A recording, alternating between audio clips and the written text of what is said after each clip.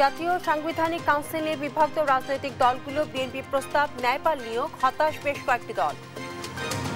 Caretaker government অথবা government যদি ঠিক না থাকে, ইলেকশন কমিশন টু জগন্নাথ। নারীদের জন্য 100 আসন ডাইরেক্ট ইলেকশন আমাদের আপত্তি নেই, তবে সেটা পিআর সিস্টেমে হইতে হবে, প্রফেশনাল যে ইলেকশন সেটা হইতে হবে। যারা নির্বাচনে ভয় পায় তাদেরই লন্ডন বৈঠকে সিদ্ধান্ত নিয়ে আপত্তি, মন্তব্য মির্জা ফখরুলের, বিতর্কে না জড়ানোর আহ্বান। জনভোগান্তি কমিয়ে এসএসএফকে ভিআইপি নিরাপত্তার নির্দেশ প্রধান উপদেষ্টার, রাজনীতির ঊর্ধ্বে উঠে দায়িত্ব পালনের তাগিদ।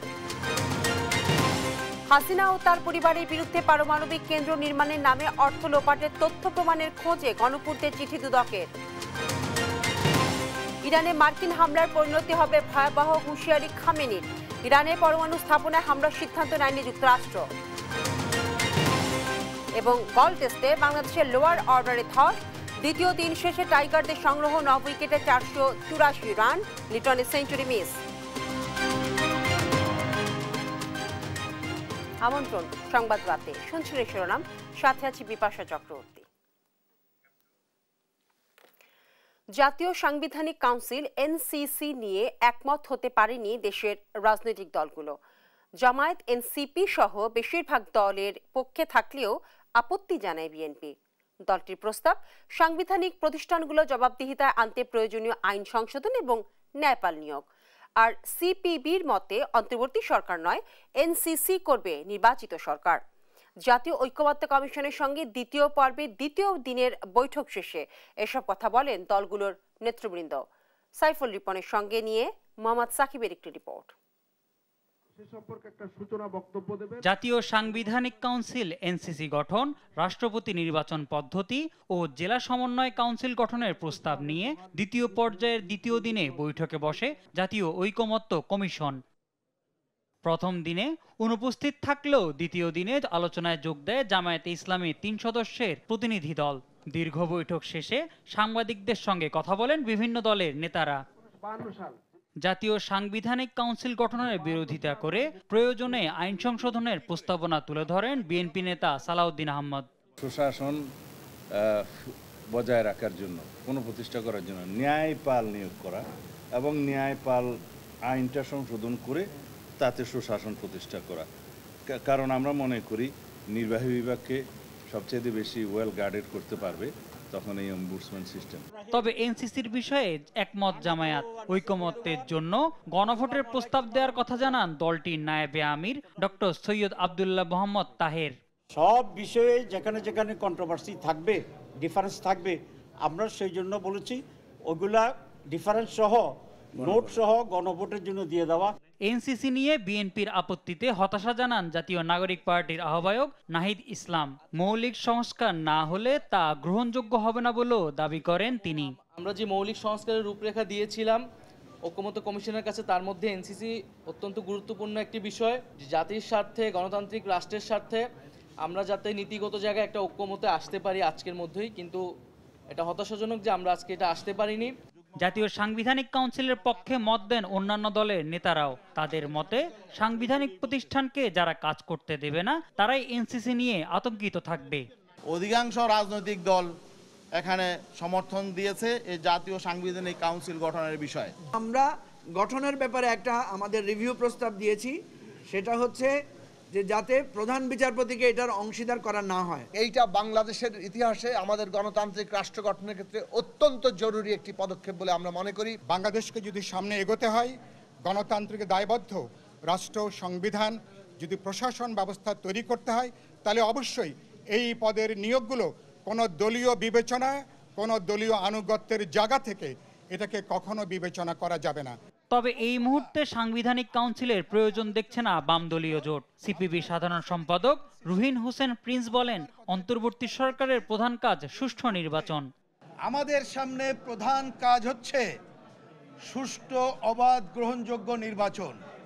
সেই জন্যে যা যা করা দরকার সেটা করে একটা ভালো নির্বাচন করে ভালো পার্লামেন্ট করা দরকার। এমন কিছু এই মুহূর্তে করা প্রয়োজন না যেটা এটা রিপ্লেসমেন্ট বা একটা সুপ্রাবডি মনে হয়। সেই কারণে এই মুহূর্তে আমরা এনসিসির প্রয়োজন মনে করছি না। জামায়াতকে বেশি কথা বলতে দেওয়ার অভিযোগ তুলে বৈঠক থেকে ওয়াকআউট করে সিপিবি, এলডিপি ও গণফোরাম। পরে আবারও বৈঠকে অংশ নেয় তারা। মোহাম্মদ সাকিব, দেশ টিভি, ঢাকা। এদিকে জাতীয় সাংবিধানিক কাউন্সিল না হলেও বিকল্প কিছু করার চেষ্টা করবে সরকার, এমনটা জানালেন জাতীয় ঐক্যমত্য কমিশনের সহ সভাপতি অধ্যাপক আলী রিয়াজ। তিনি বলেন, কাঠামোগতভাবেই জাতীয় সাংবিধানিক কাউন্সিলের জবাবদিহিতা তৈরি করা সম্ভব। জাতীয় ঐক্যমত্য কমিশনে বুধবারে বৈঠক শেষে সংবাদ সম্মেলনে এসব কথা বলেন তিনি। সাংবিধানিক প্রতিষ্ঠানগুলোতে নিয়োগের ক্ষেত্রে একটি কাঠামোর প্রয়োজন আছে, তা রাজনৈতিক দলগুলো নীতিগতভাবে মনে করলেও দুই একটি দলের বিরোধিতা করছে বলে জানান আলী রিয়াজ। তিনি আরো বলেন, জাতীয় সাংবিধানিক কাউন্সিল নাম না রাখা হলেও অন্য কোনো বিকল্প তৈরির চেষ্টা করবে ঐক্যমত্য কমিশন। ঐক্যমত্য নিয়ে চূড়ান্ত সিদ্ধান্তে পৌঁছানো যাবে কিনা তা নিয়ে সংশয় থাকলেও ক্ষেত্র বিশেষে অগ্রগতি হচ্ছে বলেও জানান আলী রিয়াজ। যে কোনো আলোচনার ক্ষেত্রে যেটা হয় যে প্রতিদিনই আমরা চূড়ান্ত কোনো রকম সিদ্ধান্তে পৌঁছতে পারবো তার কোনো নিশ্চয়তা নেই। আমরা প্রথমেই যে বিষয়টা চিহ্নিত করার চেষ্টা করেছি যে রাজনৈতিক দলগুলোর অবস্থানের দিক থেকে যে এই ধরনের একটি প্রতিষ্ঠান যেগুলো সাংবিধানিক বিভিন্ন প্রতিষ্ঠানে নিয়োগ দেবে সেরকম একটি প্রতিষ্ঠানের প্রয়োজনীয়তা বা তাগিদ রাজনৈতিক দলগুলো অনুভব করেন কিনা। বিভিন্নভাবেই সেটা তারা বলেছেন যে তাদের দিক থেকে তাগিদ আছে। দু একটি দলের ক্ষেত্রে নীতিগত কিছু মত পার্থক্য থাকলেও আমরা দেখতে পাই যে তারা মনে করেন বা অনেকেই মনে করেন, অধিকাংশ দল মনে করেন যে এরকম একটি সাংবিধানিক ব্যবস্থা থাকা দরকার। কোনো কোনো দল নির্বাচনকে ভয় পায়, তাই তারা লন্ডন বৈঠকের সিদ্ধান্ত নিয়ে আপত্তি তুলছে বলে মন্তব্য করেছেন বিএনপি মহাসচিব মির্জা ফখরুল ইসলাম আলমগীর। জানান, যারা আওয়ামী লীগ, চাঁদাবাজ, দখলবাজ তাদের দলে নিবে না বিএনপি, আবার ভালো মানুষদেরকেও বাদ দেওয়া হবে না। আর দলটির সিনিয়র যুগ্ম মহাসচিব রুহুল কবির রিজভী বলেন, গণতন্ত্র প্রতিষ্ঠার লড়াই এখনো চলছে। আরো জানাচ্ছেন নিয়াজ মোর্শেদ। বুধবার সকালে রাজধানীর উত্তরায় তুরাগ থানা বিএনপি আয়োজিত সদস্য নবায়ন কর্মসূচি উদ্বোধন করেন দলের মহাসচিব মির্জা ফখরুল ইসলাম আলমগীর। নেতারা বলেন, স্বৈরাচার যেন আর কখনো মাথাচাড়া দিয়ে উঠতে না পারে, সেদিকে সজাগ থাকতে হবে।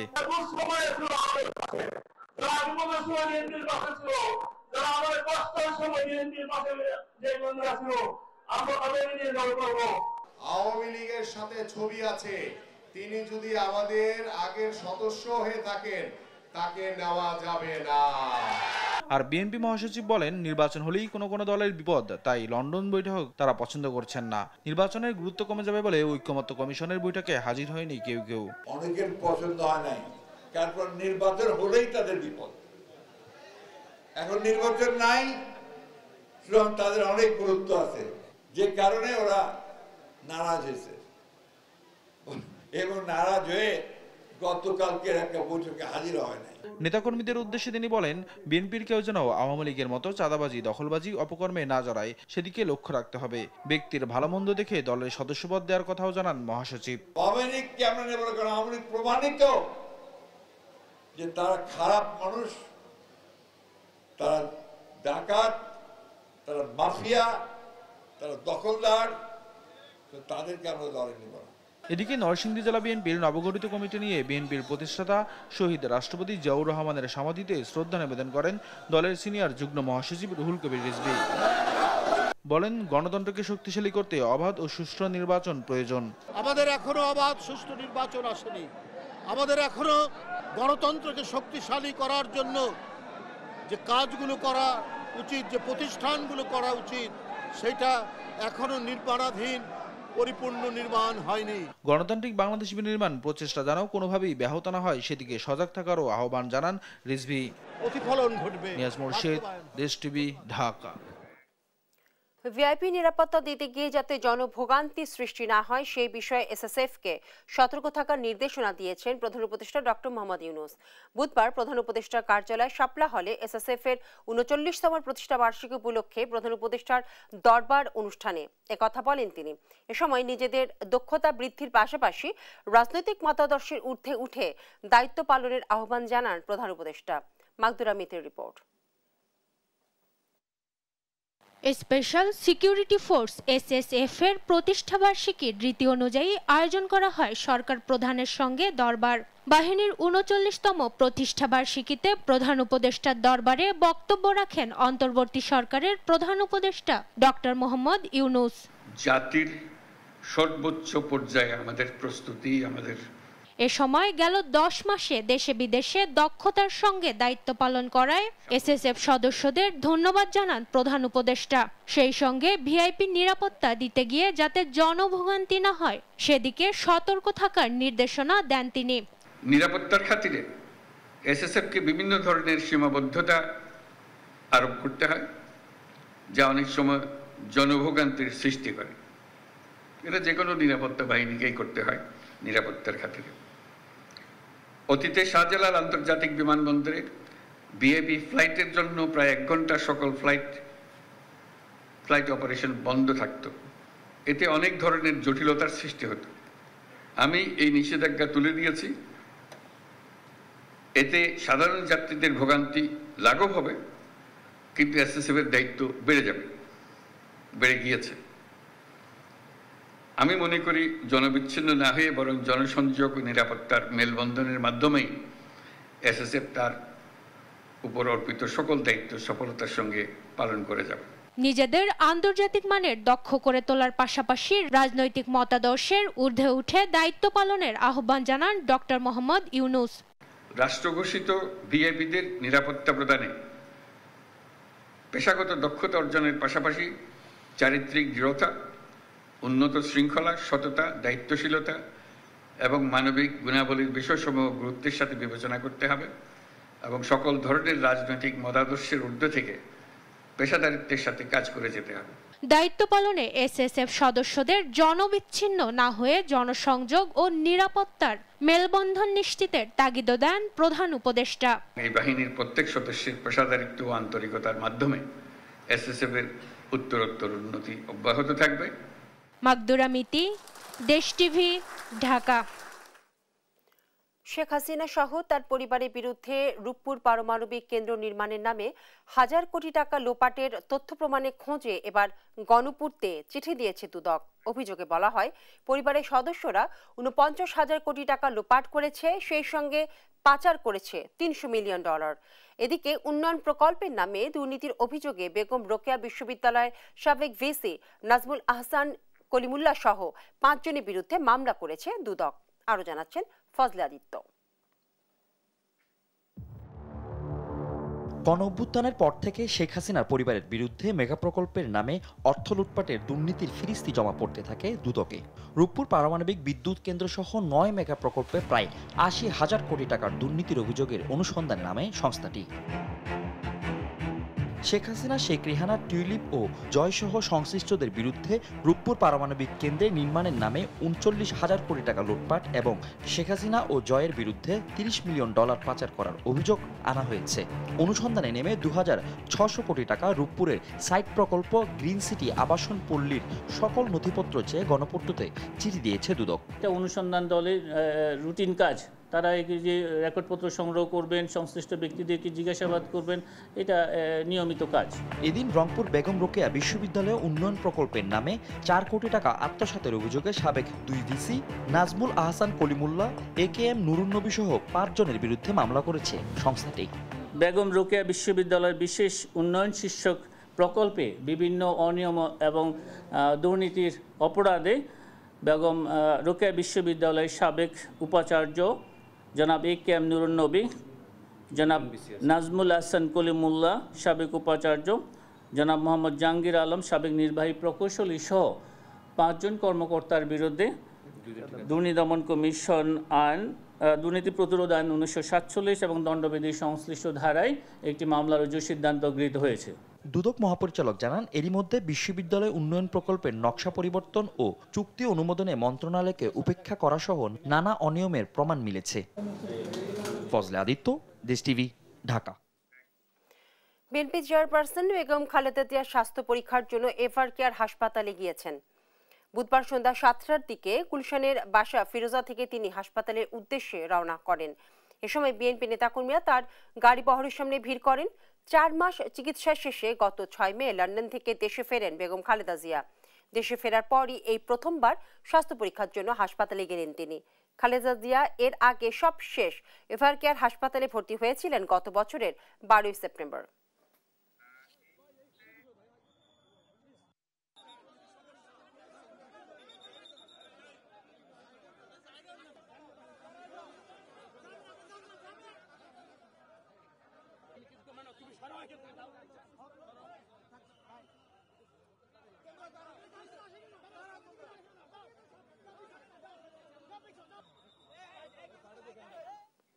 দর্শক, বিএনপি চেয়ারপারসন বেগম খালেদা জিয়ার বাসভবন ফিরোজার সামনে রয়েছেন আমাদের সহকর্মী এনআই নাহিদ। আমরা সর্বশেষ খবর জানতে আমরা চলে যাচ্ছি নাহিদের কাছে। নাহিদ, সর্বশেষ খবর আমাদেরকে জানান।